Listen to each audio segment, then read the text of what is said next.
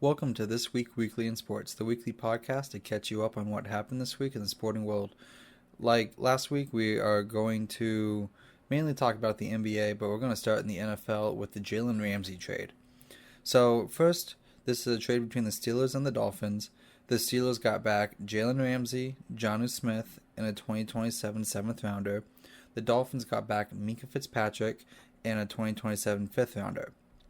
So, let's start in Pittsburgh. So, after they signed Aaron Rodgers, they traded for Metcalf.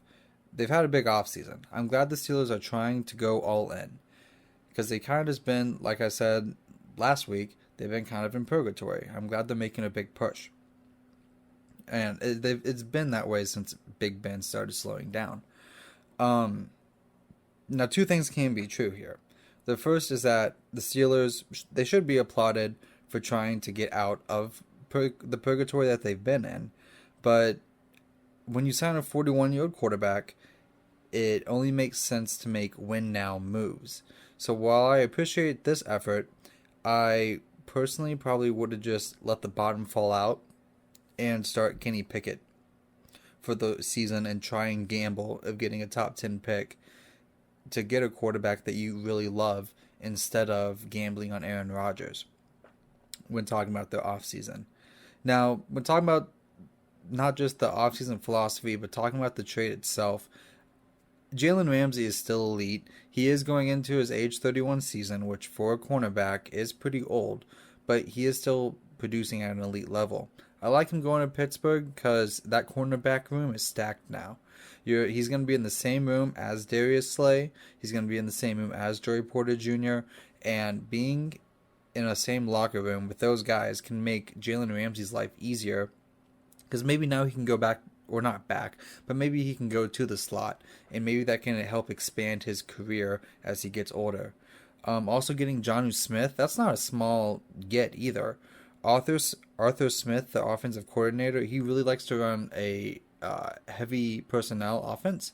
So when you have two good tight ends that you can link him up with Pat Freiermuth, it's a real added bonus. It's not just a throw-in.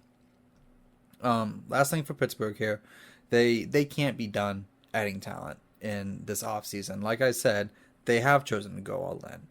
They can't just half measure it.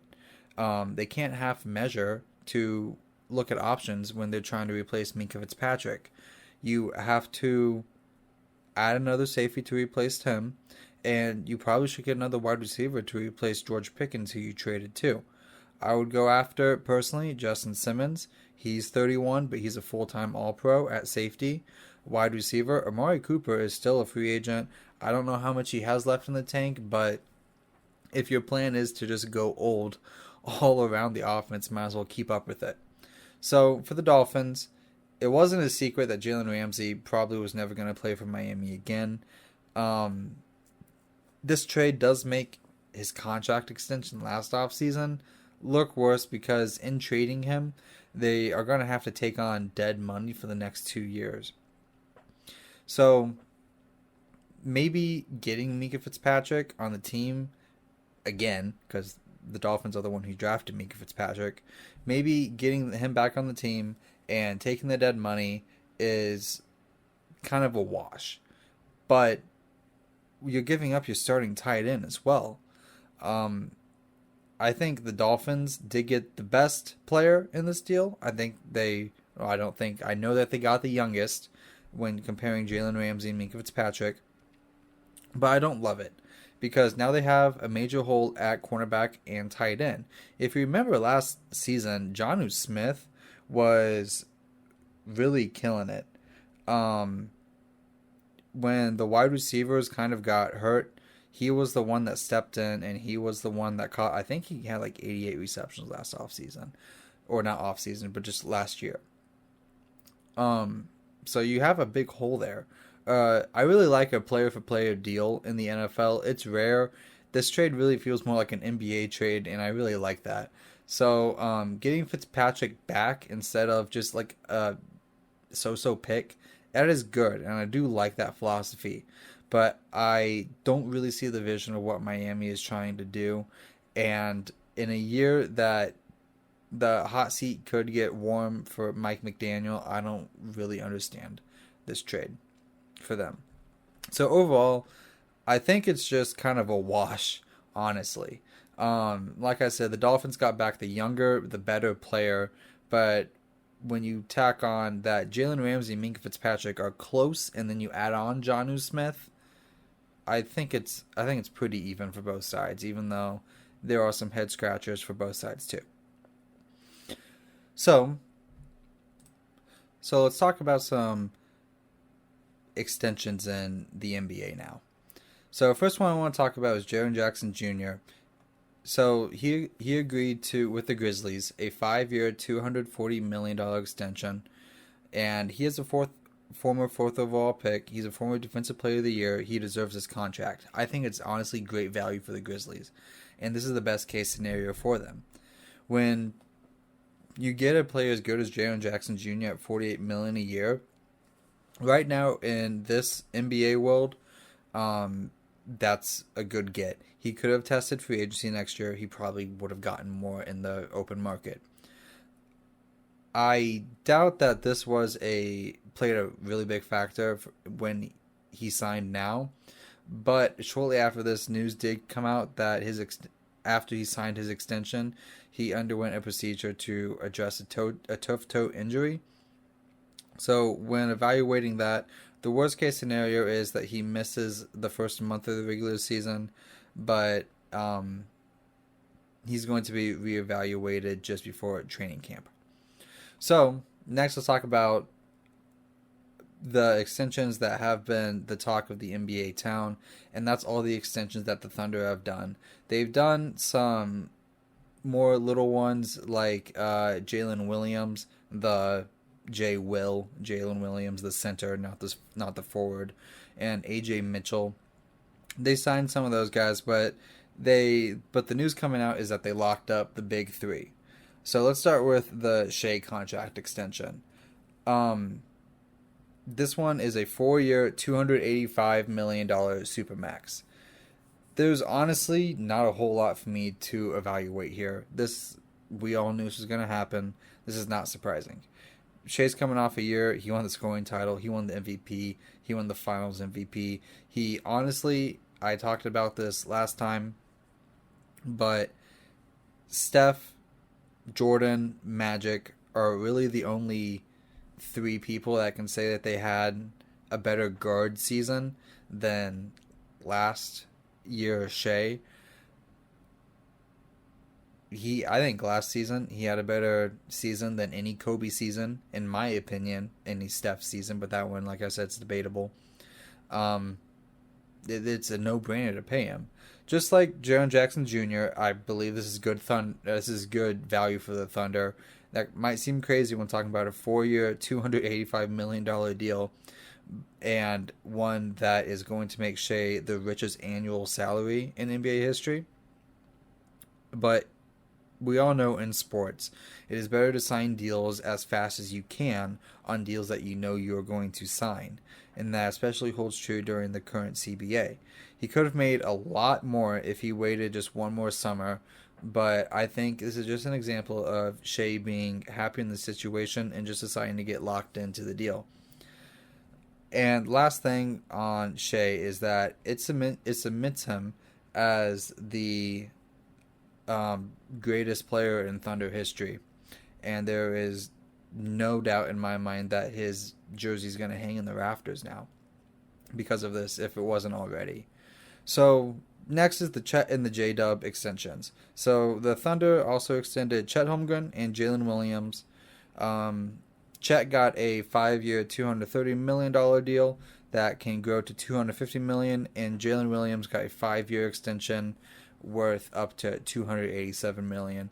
The difference is that the Thunder maxed them, but the reason Jalen Williams got more is because he's made an All-Star game, and if you get more accolades, you can get more money on your rookie deals. Just like the Shea extension, $250 million and $287 million seems like a lot, but these are always how these deals were going to play out. For I've seen a lot of people online saying that the second apron is going to split the Thunder up soon, and I disagree for a couple of reasons. Tough roster decisions are going to have to be made, like Isaiah Hartenstein. His last year being a Thunder is probably happening right now. I think that's why we saw Jalen Williams get his contract extended so that he's there to step in for Hartenstein after he leaves. And I don't know, honestly, if Lou Will is going to be there past probably 2027. Did I say Lou Will? I meant Lou Dort. My bad. Lou Will has never played for the Thunder. And also, this is why Presti has the abundance of draft picks. This is why he has not moved his draft picks for another star, because he's going to have to use them to refill the talent. He's banking on the good value contracts like Aaron Wiggins, like Isaiah Joe, like he hopefully can sign with Cason Wallace, like he signed with Alex Caruso. He has those guys locked up. So the game plan is to get the just good guys to good value and keep up the depth through the draft picks while he's paying his stars. And he's set up to do that really well. If this plan does not work out, with the way the contracts work, the Thunder won't even have to make any of those tough contract decisions until after 3 seasons from now, like I said. So that's the Thunder side of it. We also had some major NBA news with the Milwaukee Bucks. So first, let's start off with the free agency signing that they made. The Bucks signed Miles Turner to a 4-year, $107 million contract, and to make room for that, they had to waive Damian Lillard. So let's talk about the Miles Turner side of this first, and then we'll get to Dame later. The deal itself contains a player option for the 2029 season. It has a 15% trade kicker, and the deal is going to average out to $26.75 million a year, which honestly, for Miles Turner, that's a really, really good price. I'm excited about the fit because he's going to fit in well, because Brook Lopez, he went to the Clippers, so he can slot right back into the Brook Lopez role of being a good big man for Giannis, who can also kind of go out in the perimeter and shoot. The biggest talking point from a drama perspective of this signing, though, is that it's a Pacer going to Milwaukee. And it's not just any Pacer, but it's a Pacer who was there for a decade. It was the longest tenured Pacer. From a basketball perspective, I love this, though, for the Bucks. Like I said, it's the perfect center to put next to Giannis. If I were a Pacer fan, though, I would be really hurt. It's not a great month for them, obviously, losing Game 7, losing Tyrese. You lose Miles Turner. Miles Turner was with the team when the mini Bucks-Pacers rivalry has grown, and now he's on the other side of it. The Pacers, I've seen, did not want to go deep into the luxury tax to sign Miles Turner, just because they know they're not going to compete for next year when Halliburton isn't going to be there, so they can't put Turner aside him anyway. The difference, though, is that the Bucks, and in my opinion rightfully, are going all in while Giannis is there, even if it means having to pay a high luxury tax bill. I haven't talked a whole lot about Giannis or the trade rumors that have been going on this offseason, but personally, I don't think I would trade him. I know it might not make a whole lot of sense, because you're like, I don't know, they can get a lot of assets back for Giannis. But having many eras for your team matters. Having a face of your franchise for a time period matters. Think back to, let's go, the Patrick Ewing Knicks, okay? And if we think on the Patrick Ewing Knicks, did they ever win a title? No, obviously not. Jordan was there, and he beat them every single time. But if you look back, there's value for the Knicks having Patrick Ewing. You could say the same thing on a lesser tier for the Knicks having Carmelo Anthony. You have these little mini eras, and even if you don't win a championship in them, it makes sense to have someone that your fan base is coming out to see. And with Giannis, you have that every night. And if he's happy to stay in Milwaukee, I mean, keep him there. It doesn't make a whole lot of sense to me why you would let him go. So, with that being said, it doesn't matter how deep or willing you are to go to the luxury tax. To make this move work for the Bucks, they had to waive and then stretch Damian Lillard and his contract. So what happened is that the Bucks are going to stretch Dame's contract for the next 5 years, and that is going to cost them $22.5 million each of those years. Giannis is unhappy with that move, but if I was Damian Lillard, I would be ecstatic. I would be over the moon happy with this. He never wanted to go to Milwaukee, and now he has complete control to go where he wants to. He has the flexibility of going to a team of his choosing, really for the first time in his career, and giving that team that signs him, he can take a discount with them because he's getting $22.5 million a year from the Bucks. So if I was him, I would have 3 locations in mind, and these are the 3 locations that I've really heard being talked about. That is the Lakers, the Celtics, and the Warriors. And all 3 of those are very interesting for, I feel, pretty obvious reasons. First, when you're talking about the Lakers, they're interesting because this creates a big 3 instantly. You have Luka, you have LeBron, you have Dame. I think LeBron is still going to be there even after next year. Otherwise, you just have Dame and Luka if LeBron wants to retire or move on or whatever he wants to do. If LeBron is still there, that would take a load off him and maybe extend his career for another year, but then we're getting pretty far out there.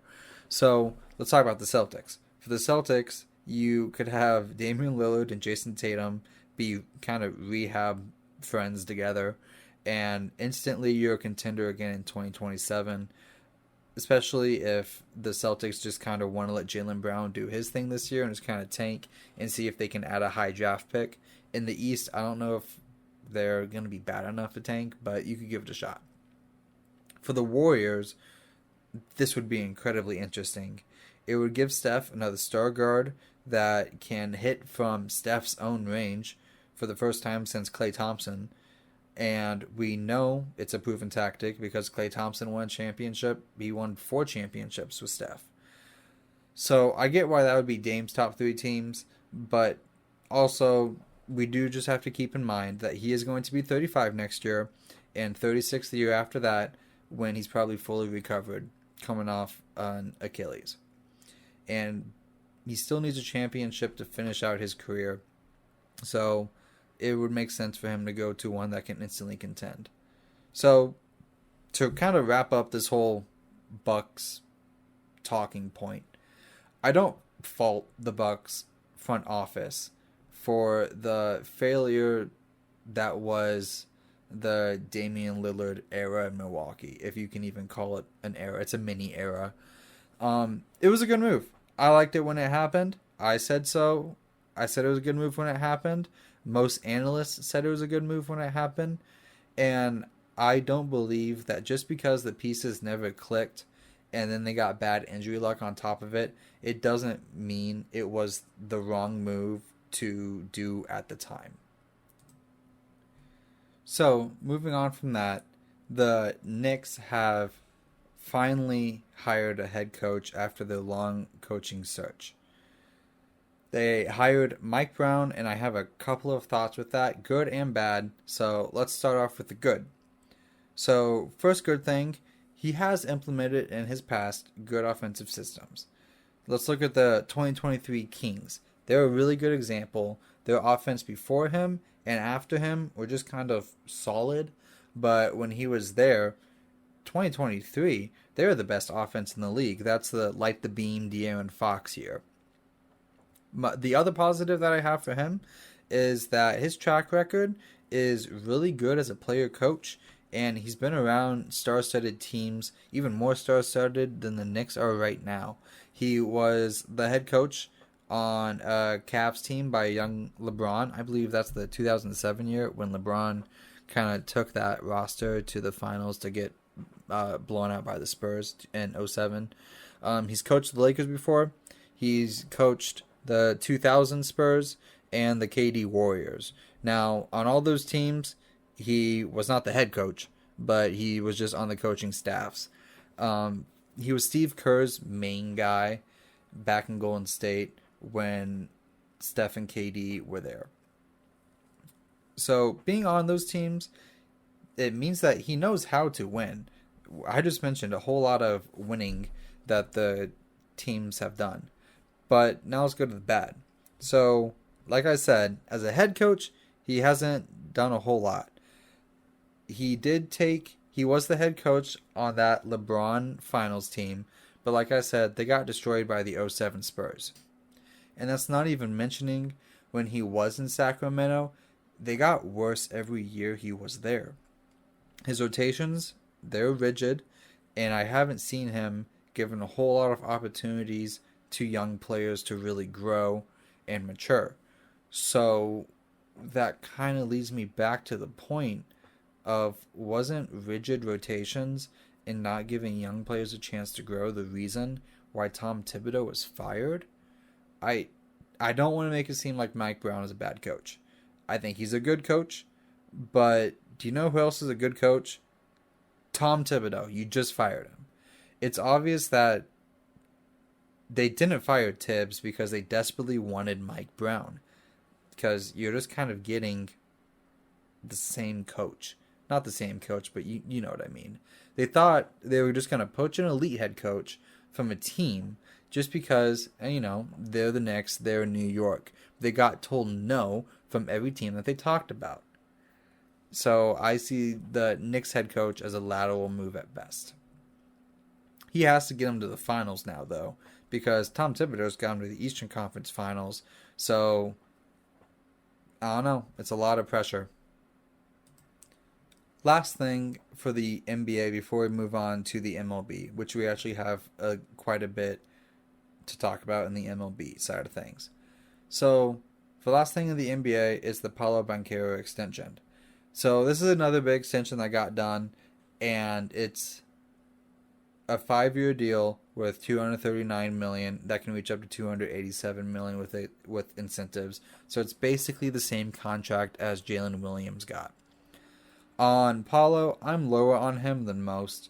I think at this current moment, he's a good young player, and I see potential for him to be an elite player, but I don't think he's there yet. I think he's a tad overrated right now. With that being said, though, I'm really glad that the Magic have gotten this deal done. He missed 2 months last year with an oblique injury, but when he was on the court, he led the team in scoring with 26 points per game, and I went and I read some of the comments from Magic fans after this was done, and they love him. So I'm really glad that they're going to keep around a fan favorite for a lot more years. The thing that really stood out to me on this deal, and the reason that I really was excited to talk about this one, is that the last year on this contract that is different from the Jalen Williams contract is the last year is a player option. And we have not seen a player option on a rookie max extension since 2021, when Luka Doncic signed his extension and Trae Young signed his extension, and both in that offseason. I have seen some people saying that he did this to leave sooner, but I really think it's him just betting on himself to try and get to his third contract sooner. And if it is, then you can't really fault that, and I'm glad that he's betting on himself. So, to go to the MLB, I'm going to talk about a big achievement first thing, and that's Clayton Kershaw has become the 20th pitcher in MLB history to strike out 3,000 batters. It's a huge accomplishment. It's been one that's been coming on for a little bit, and I'm glad that this cements him as an inner circle Hall of Famer.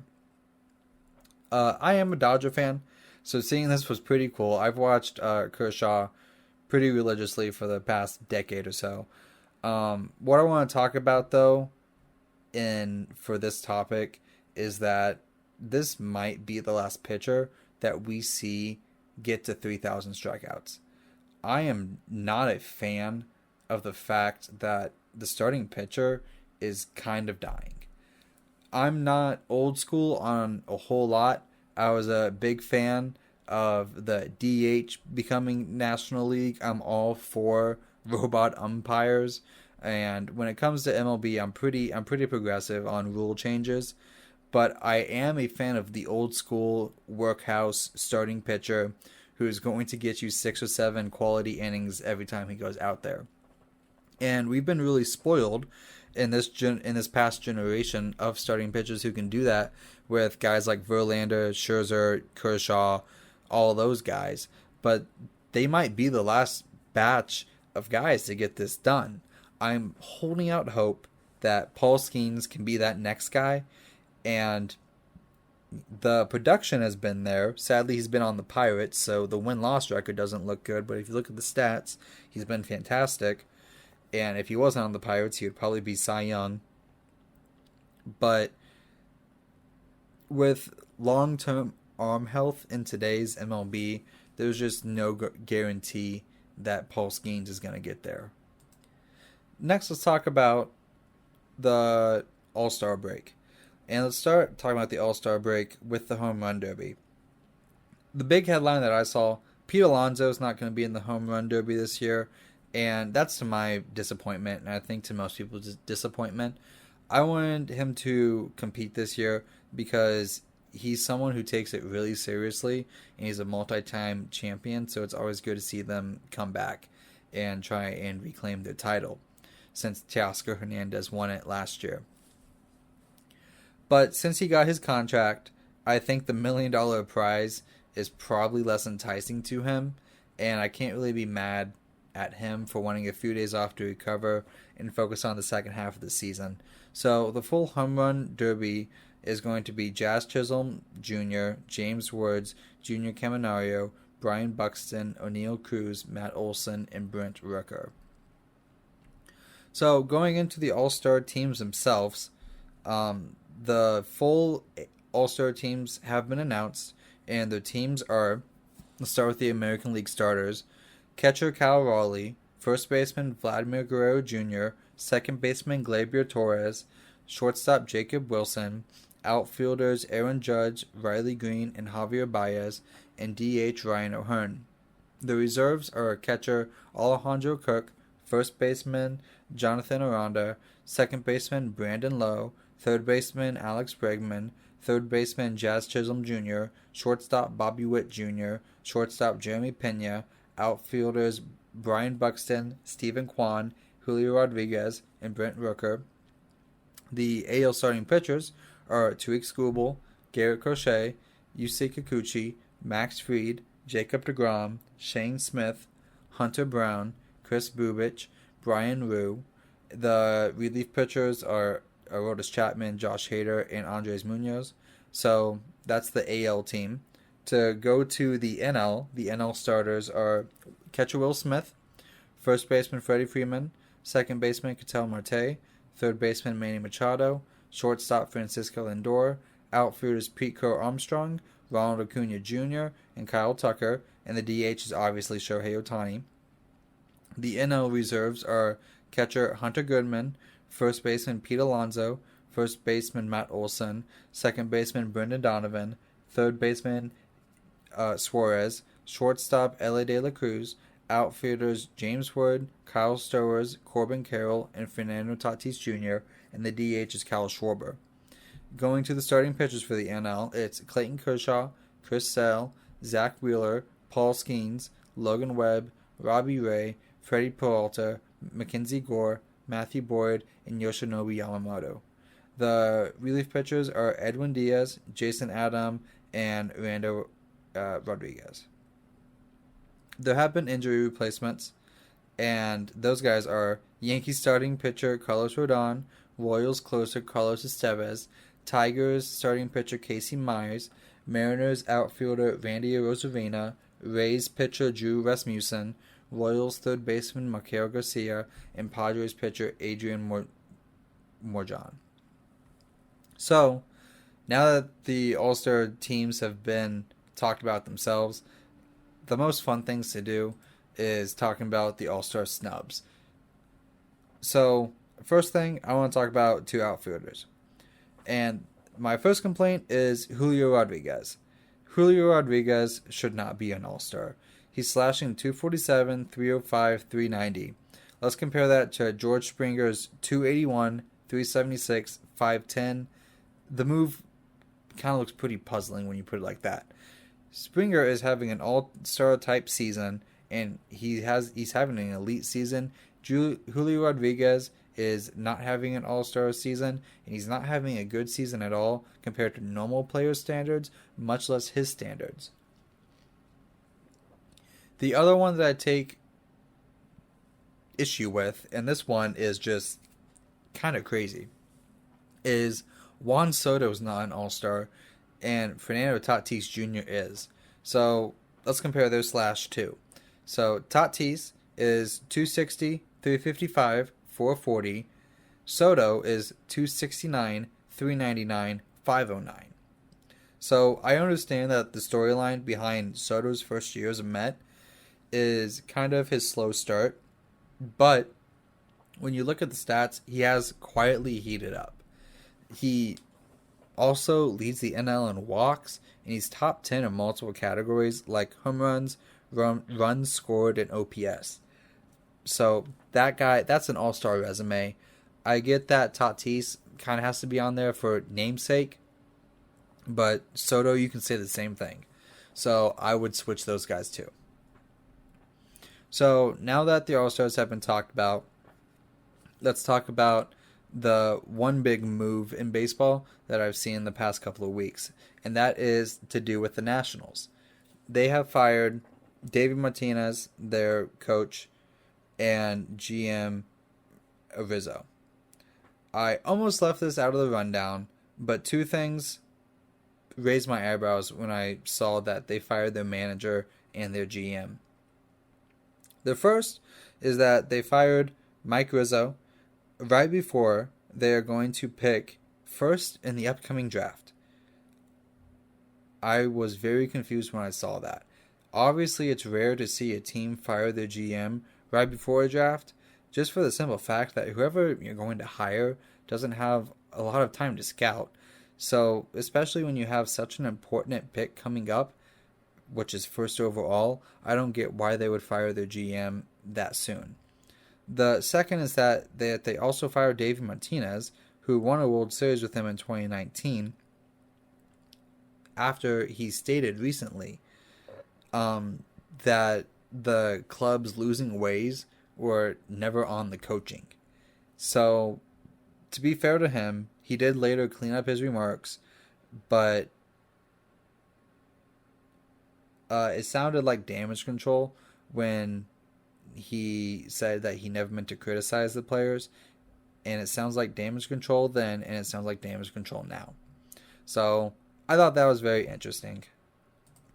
So I want to finish this up by doing something just a little bit different, and that's giving a MVP ballot ranking right now. I think doing a mid-year MVP ballot, I think those are always fun.